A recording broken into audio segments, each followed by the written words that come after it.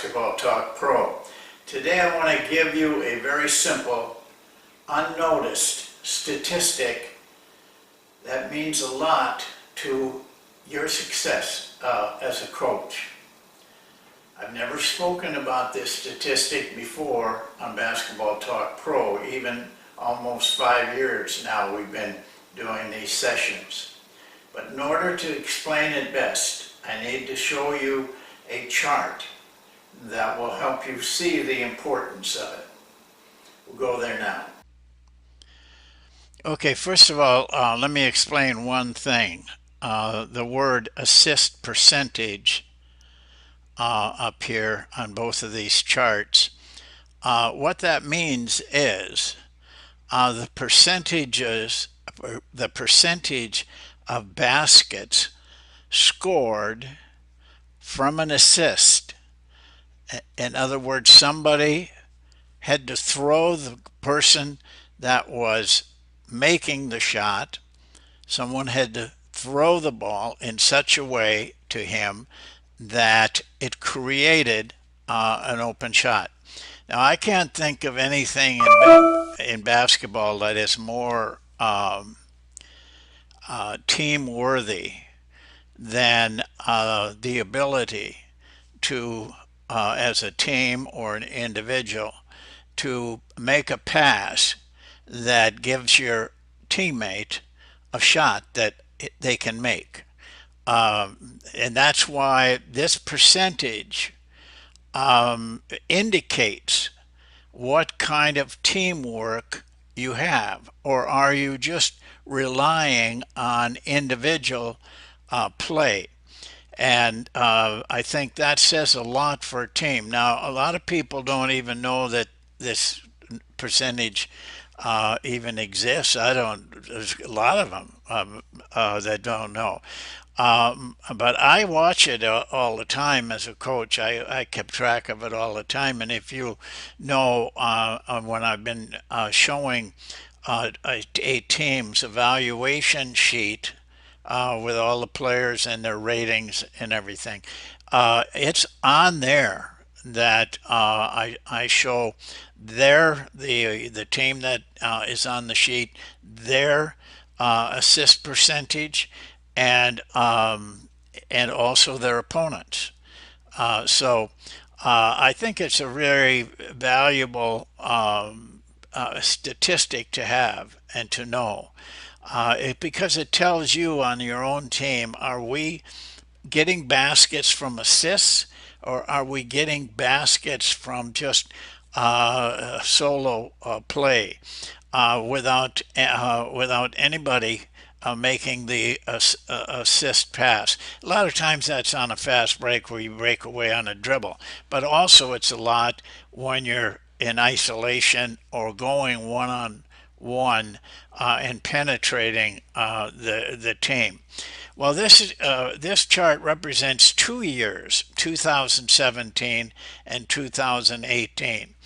And there are some things that kind of are different. I mean, teams kind of vary even within 2 years what their percentage is. But one that stays right on top is the Golden State Warriors. In 2017, that's a year ago, 71% of their baskets came from assists. This year, 68%. This is the regular season numbers, by the way, not playoff. 68% of their baskets came from assists. Those are very high numbers, and I'll get to that a little bit later. But just to show you how things change, Boston was second a year ago at 65%, and that did not surprise me. They're a team that does need and use a lot of teamwork. But what's funny is they dropped way down in this last year, though they didn't drop that much in percentage, from 65% to 59%. If I were the coach of of the Boston Celtics. I would want to know why. What did we do different?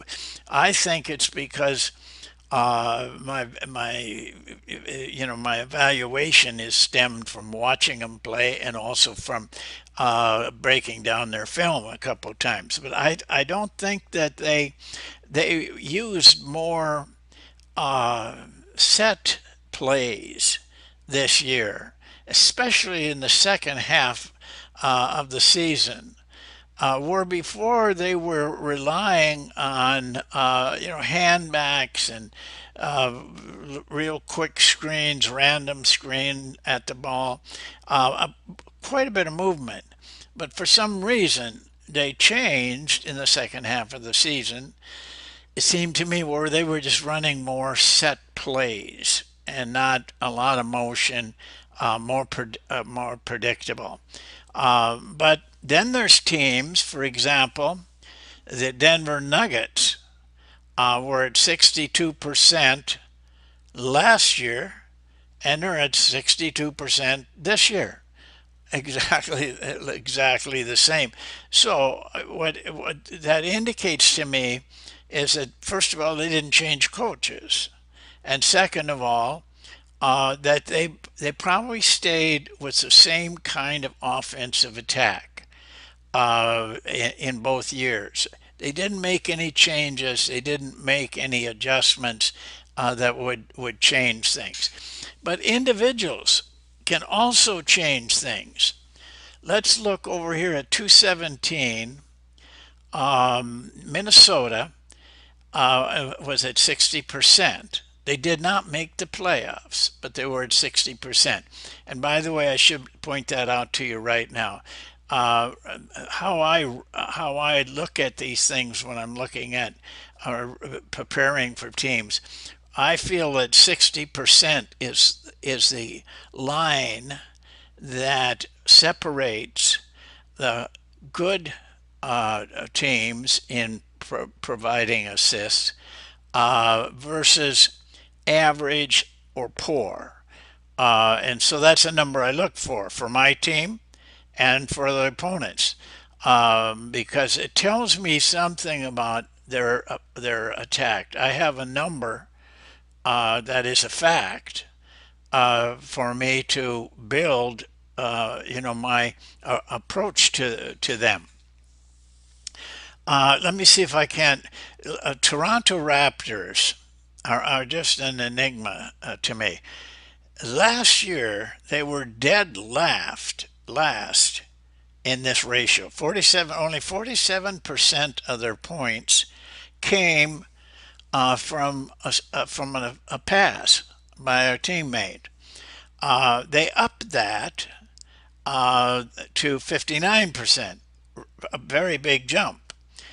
But they still continue to be, even though they obviously made an effort to use more passing and not just going one-on-one. They have two players that are really good at that, and but both years they've had a good season, but just fold right up in the playoffs. I mean, they were really bad this year in the playoffs. They were a year ago too. I don't know, what causes that. Let me go through a couple of other things here that I saw. Oh, here we are. Cleveland Cavaliers, 58% this year, 57% last year. That does not surprise me at all. That is a team that relies heavily on one man with the ball playing one on one. And of course, you know who the one man is. What strikes me as funny is he leads the team all the time in assists. And yet, he is the reason that they don't score much off of passing. But if you watch him pass, what you'll see is that He likes to make the great pass. He disdains ordinary passes, and but those are the guys you see that will just do a pass into the post up, very simple, or a pass to a cutter. He tends to always want to put some real spiffiness on his passes, but he really cannot feed the post very well. And he misses an awful lot of players breaking into openings. But yet, through the night, because he is a talented player, he gets a lot of he personally gets a lot of assists. But when the ball's out of his hand or he isn't going one on one, now the rest of the team kind of just mulls around, and they don't have any real attack. Let me see if there's one other one I wanted to bring out to you. What an individual can do. Let's go back to Minnesota. I've started on them. 60%. This was last year. If you are watch most of the shows, I did an evaluation of the Minnesota Timberwolves approximately August of a year ago. And I pointed out that, I thought the team was going to be better, and they were because of the addition of a trade. But I also pointed out there was a one player on that team who had a very high um, rating, and that was, I think his name, if I'm pronouncing it right, Rubio, point guard. I mean, his rating was one of the top point guards in the league, and yet they were trying very hard to trade him. The coach didn't like him, and so they did trade him. And I thought that was not a good trade, because I could tell he was very capable. He was doing more than passing to get a 21, and so they've traded him to the Utah Jazz. And if you notice during the playoffs, he really was playing well for him, and really a reason that they made that great run at the end of the season, and almost could have beaten Houston, and gone to the finals. But when he was at Minnesota, they were at 60%, didn't make the playoffs. When he left Minnesota, they dropped to 55% and down towards the bottom of the league. Even though they did make the playoffs this year, the playoffs were a little different. You can make the playoffs playing at one level one year and play at the same level next year and not make the playoffs. So that isn't a good way to look at things. But you see, Utah went up when he got there from 54% to 59, almost the reverse of Minnesota. So there's a lot to get out of this, but the main thing is it should reflect what type of team offense that your opponent has, and what your offense is doing. If your offense is down in here, if you want to win a lot, I would strongly recommend that you start moving that up and make an effort to. And one of the best ways to make an effort is to move away from plays and move more towards freelance. When I do this on our team, most of our assists are most of our baskets from assists comes when we're not running a play. when we're running monk after a breakdown or at the end of a fast break. That I know on our team. If I did the opponents like that, I'm pretty sure that it would come out the same way. But at the end, here's the Warriors right there, 2 years in a row. But I like this team, Sixers. Even when the Sixers didn't make the playoffs, they were at 63%. They passed to each other. They gave each other shots with the ball. Then they moved up to 66%, and they were a very formidable team. They could have gotten by Boston. Boston's just got a very steady team. They're tough to beat, and because they do things right, they really play the right way. But still, the Sixers are right there, and they're very young. I mean, that's almost a college team. What's interesting is now we get down to four teams. We left all the kids behind. All those teams that got all those kids on it, those college kids on it, aren't around anymore. It's those grizzly guys like LeBron and Green and Harden, that have been through the wars that are now still playing.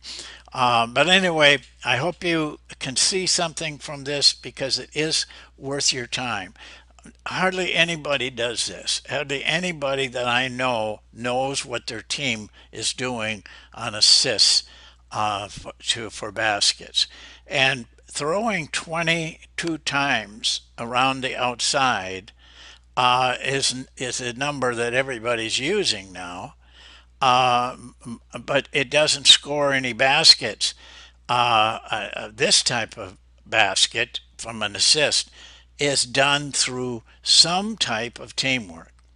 So that's it, and I hope you have a good time. I'm sorry I'm a little late with this, but I have a lot of issues in my personal life right now that are taking up a lot of time, but I keep trying to get back to you. And the next three segments are going to be on controlling penetration, and because I'm doing some breakdown work on that, and I'll have some information for you because no matter where you're at, you're going to have to deal with it.